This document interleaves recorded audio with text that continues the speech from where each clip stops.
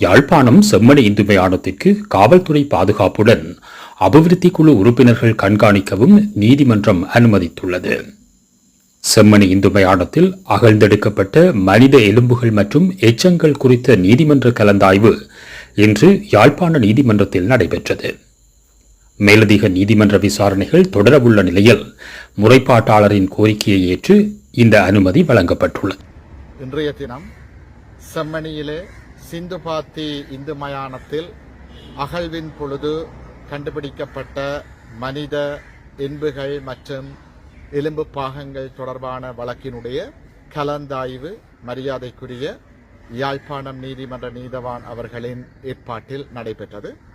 அந்த வகையில் முறைப்பாட்டாளர் கிருபாகரன் சார்பில் நான் ஆஜராகியிருந்தேன். எங்களுடைய கரிசனைகளை நீதிமன்றத்தினுடைய கவனத்திற்கு கொண்டு வந்திருந்தோம். அதாவது குறித்த எலும்புகள் கண்டுபிடிக்கப்பட்ட அந்த மயானத்திற்கு போலீஸ் பாதுகாப்பு உரிய முறையில் வழங்கப்பட வேண்டும் என்றும், போலீசாருடைய பாதுகாப்பிற்கு மேலதிகமாக குறித்த மயானத்தினுடைய அபிவிருத்தி சங்கத்தின் உறுப்பினர்களுக்கும் பாதுகாப்பு பணியிலும் மேற்பார்வை பணியிலும் ஈடுபடுவதற்கான அனுமதி வழங்கப்பட வேண்டும் என்று கோரியிருந்தோம். எங்களுடைய கோரிக்கைகளை ஏற்று குறித்த சங்கத்தின் சார்பில் 5 உறுப்பினர்களை அந்த பணியில் ஈடுபடுவதற்கு நீதிமன்றம் அனுமதித்திருக்கிறது.